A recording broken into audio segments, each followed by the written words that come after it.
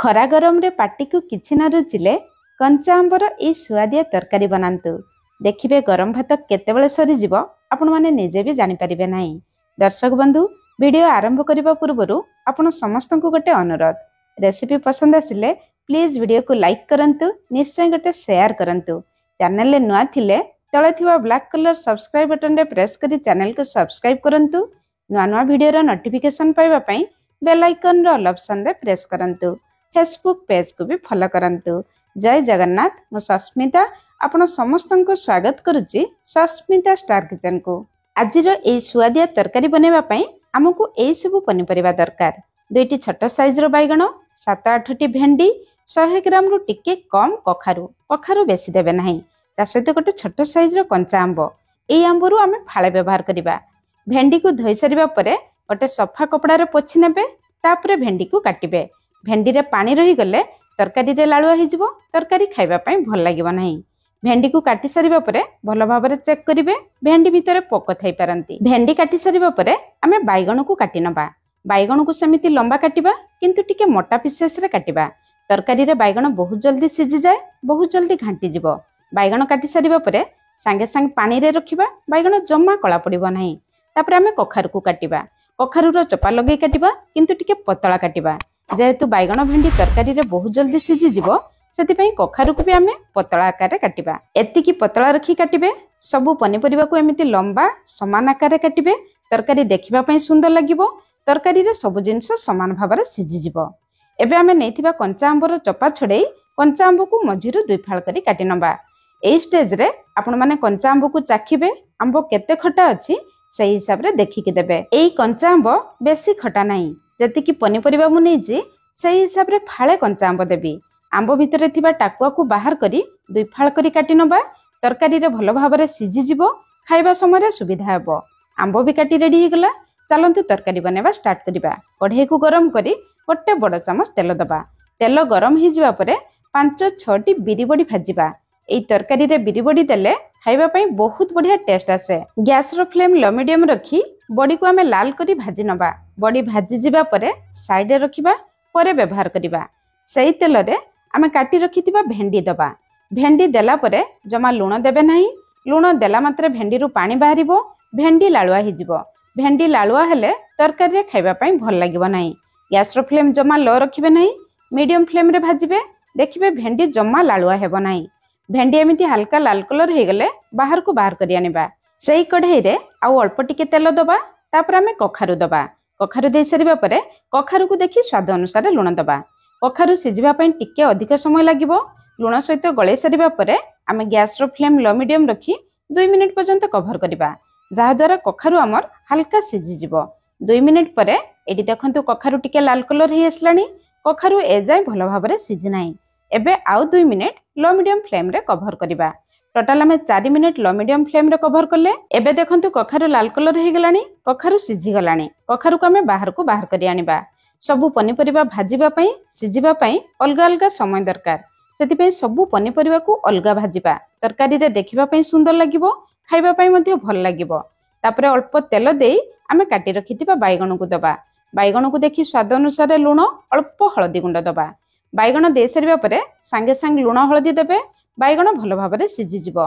एबे medium flame रे 2 minute cover करिबा। 2 मिनिट परे एटी देखंतु बैगण रो कलर चेंज हो जाईची। बैगण भी भल भाबरे सिझी जाईची। बैगण को सिझिबा पई बेसी समय दरकार नाही। एबे आमे बाहर को बाहर करि आनिबा। सबु पनिपरिबा भाजी रेडी हे गला। चलंतु तरकारी पई मसला बनेबा। ग्राइंडर जार ए छोट जाटी नबा।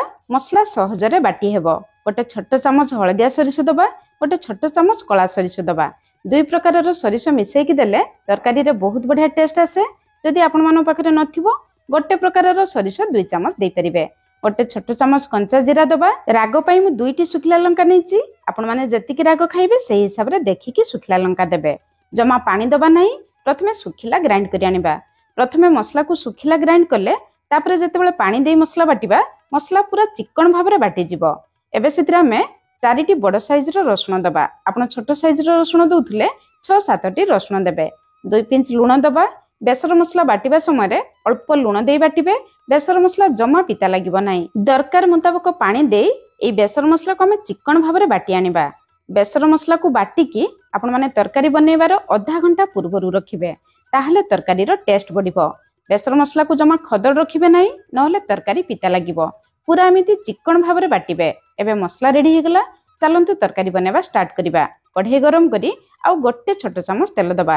जेतिकी तेल निहाती दरकार सेतिकी तेल मु व्यवहार करिछि। अधा छोट चामच पंचफुटण दबा, गोटे सुखिला लंका दबा। प्रथमे पंचफुटण को भल भाबरे तेल रे फुटिबा पई छाडिबा। तेल रे फुटी जिबा परे आमे गोटे छोट साइज रो पियाज दबा।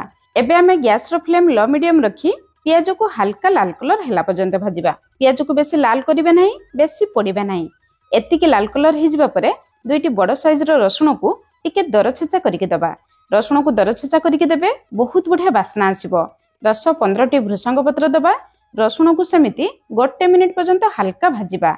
रसुण को बेसी पोड़िबा नाही, रसुण रो बास्ना चली जिवो। रसुण भृषंग पत्र हल्का भाजी जिबा परे गैस रो फ्लेम पूरा लो रखी बेसर मसला दबा। सांगे सांग गिना धोई 2-3 चमच पानी दे दबा।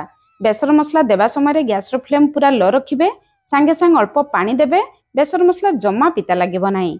तापरे ग्राइंडर जार धोई आउ 2-3 चमच पानी दे दबा। एबे तरकारी रो झोल भेंडी को देखि स्वाद अनुसार लुण दबा। कखारु बैगण भाजिबा समय कखारु बैगण पई आमे लुण देथिले। लुण ध्यान रखी देबे नहले तरकारी लुणिया हे जिवो। आधा चामच रु टिके कम हळदी गुंड दबा। एबे गोटे मिनिट पर्यंत आमे बेसर मसला को हल्का कसिबा। बेसी समय कसिबे नाही नहले तरकारी पिता लागि पारे।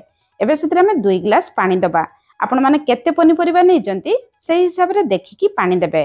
पानी दे सारिबा परे काटी रखिथिबा कंचा आंबो को ए स्टेज रे दे दबा। पानी आपण माने ठंडा पानी देबे, जमा गरम पानी देबे नाही। सांगे सांग गैस रो फ्लेम हाई रखी कवर करिबा। पानी बहुत जल्दी फुटी जिवो। पानी फुटी जिबा परे गैस रो फ्लेम मीडियम रखी 6-7 मिनिट पर्यंत कवर करिबा। कंचा आंबो 80-90% सिजिबा पर्यंत आपण माने कवर करिवे। 7 मिनिट परे एठी हमर कंचा आंबो देखंतु 80-90% सिजि जाईछि। कंचा आंबो एतिकी सिजि जिबा परे आमे भाजी रखिथिबा पनिपरिबा दबा। कंचा आंबो आउ टिके सिजिबो, पनिपरिबा भी आउ टिके सिजिबो। एबे आमे गैस रो फ्लेम मीडियम रखी आउ जमा कवर करिबा नाही।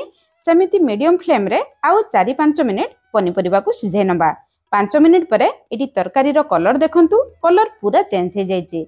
सबु पनिपरिबा देखंतु गोटा गोटा अछि किंतु भलो भाबरे सिझि जाईछि। एई तरकारी रे पनिपरिबा एमिति गोटा गोटा थिबो, भलो भाबरे सिझि जाईथिबो ताहले खाइबा पई भल लागिबो। पनिपरिबा घांटी गले तरकारी खाइबा पई भल लागिबो नाही। झोल आपण माने एतिकी बहलिया रखिबे, गरम भात रे खाइबा पई भल लागिबो। कंचा आंबो भी देखंतु भलो भाबरे सिझि जाईछि, जमा घांटी नाही। कंचा आंबो एमिति रहिले खाइबा पई भल लागिबो। शेषरे भाजी रखिथिबा बिरि बडी दबा। तरकारी शेषरे देबे, खाइबा पई भल लागिबो। एबे हम रेडी हे गेला सुपर टेस्टी कंचा आंबो दिया पनिपरिबा बेसर तरकारी। मु तो कहिबी आपण माने निश्चय थरे बनांतु। केमिति लागिला निहाती कमेंट्स करी जणाइबे। आज पई रहिली, पुणी देखा होबा नुआ रेसिपी रे। धन्यवाद।